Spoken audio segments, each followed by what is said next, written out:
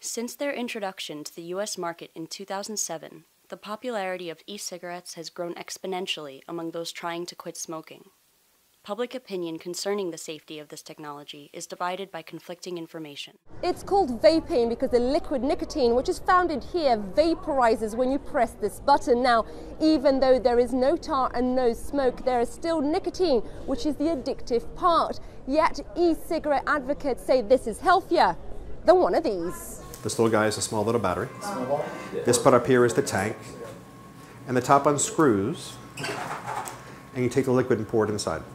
To be able to satisfy that nicotine addiction without having the consequences of combustion is, to many, many people that are feeling trapped by combustible tobacco, it gave them hope. It gave them a way out. A new survey from the Centers for Disease Control and Prevention says more young people are using electronic cigarettes. There is a new trend among teens using e-cigarettes, also known as vapes. Here to talk about health risks. This is making teenagers pick up these little devices. All the rage on the Sun Coast, we're seeing small businesses opening up that sell those products. But are they ever any better for you than just...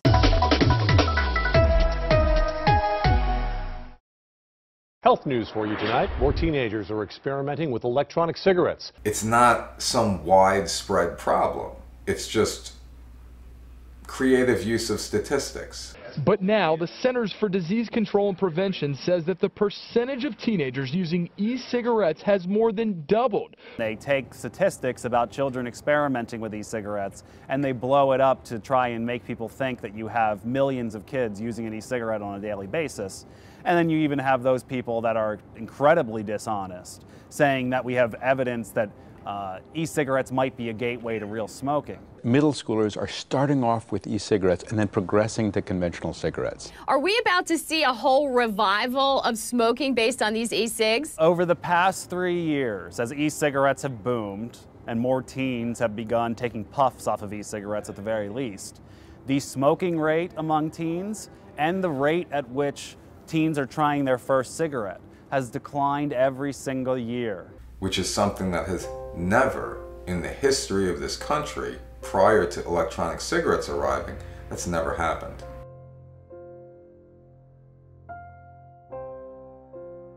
This is a gimmick to keep people addicted.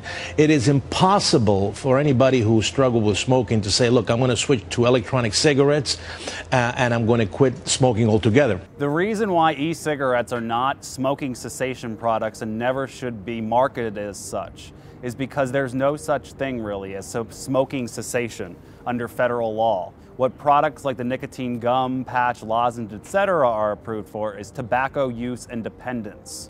So that means that the intention of the gum, patch, lozenge, etc. is to get you off of nicotine in 8 to 12 weeks. E-cigarettes aren't intended for that. No clinical trial done on e-cigarettes has had that as the goal. The goal is get somebody to switch to a product that's 99% less hazardous than smoking. As far as the government's concerned, they're not quitting smoking because of electronic cigarettes. The government doesn't recognize it as a smoking cessation device. As a person who sees people who were smoking and not smoking anymore, it looks that way to me. To put it succinctly, the evidence for e-cigarettes helping you get off tobacco is not strong. Among smokers trying to stop without any professional support, those who use e-cigarettes are more likely to report abstinence than those who use a licensed NRT product bought over the counter or no aid to cessation. Real-world effectiveness of e-cigarettes when used to aid smoking cessation, a cross-sectional population study. I was a 3-pack-a-day smoker. I smoked for 26 years. I smoked a pack of cigarettes a day. I started when I was 14 and I'm 40 right now. So it's a long time smoking. Since I tried these back in 2012, I have stopped smoking. I've been vaping longer than 3 years, 2010, 09, 08. Yeah, wow, I've been smoking for 5 years. And I've stopped the last 6 months, which is nice. Feel a lot better, much better, drastically better actually. I feel a lot healthier. I can breathe a lot better. I'm more active. I can taste food. I can smell food. We may not have all of the evidence about e-cigarettes. We have a lot of evidence about the dangers of smoking, and we know cigarette smokers are quitting smoking and switching to e-cigarettes, so why would we make it harder for them to quit? First, make them understand that vapors are not smokers, because you're not going to get vapors' rights until they get that vaping isn't smoking. So you've got to think, well, okay, so it's not dangerous to be near someone who's using an electronic cigarette. There's really no evidence and actually very little reason to believe that it's going to renormalize smoking. So what's the problem? The problem in the end may simply be the word e-cigarette. The fact that it was called an electronic cigarette was a huge mistake. You know, it should have been called something else. We need to get that e-cigarette. It's a cigarette. No, it's not a cigarette. It's something else. We are not tobacco and we are not a medicine. We are a vapor product category, and a new category needs to be created. These products are 99% less hazardous than cigarettes, plus or minus 1%. So the whole scientific debate is, are they 98% less hazardous or 99.9%? Queen Mary University in London. Ian is having the levels of carbon monoxide in his body tested. So that's showing a 4 there, so that's a non-smoker reading. Ian now uses an e-cigarette. The test is overseen by Professor Peter Hayek. Many people out there think that nicotine itself is a dangerous poison, but if nicotine is taken without the accompanying toxicants, then the health effects would be very similar to drinking coffee. So that's a 4, so that's the exact same reading as before the e-cigarette. So e-cigarettes contain no discernible toxins or carbon monoxide. But these people that are going out and trying to ban them are trying to make them sound like they're just as hazardous as cigarettes. What reading will Ian get after having a normal cigarette? So you've got a 10 there, so that's officially a smoker reading. Experts say e-cigarettes are orders of magnitude safer than normal cigarettes. We are concerned about the potential for addiction and abuse of these products. We don't want the public to perceive them as a safer alternative to cigarettes. Rita Chappelle, FDA spokeswoman. They are a nicotine delivery device intended to be used like a cigarette. What happens to someone who stops inhaling the tars of cigarettes and only inhales nicotine? We don't know.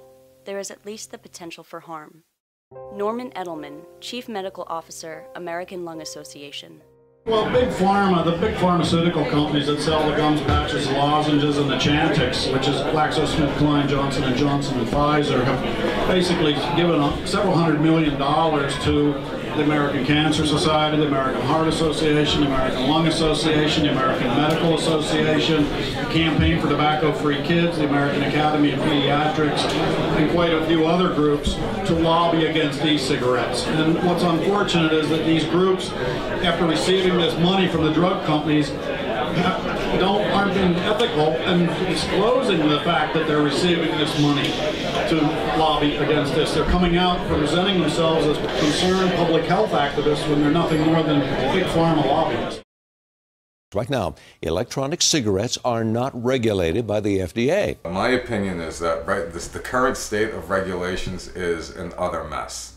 And really it's going to come down to the FDA and how the FDA wants to treat this category, and that's really going to dictate the forward trajectory of this industry. If the lawmaker needs to make it so we don't sell electronic cigarettes to children under 18, how about we all just agree with them that that's a good idea? You know, there should be concern over labeling and child-proofing packaging.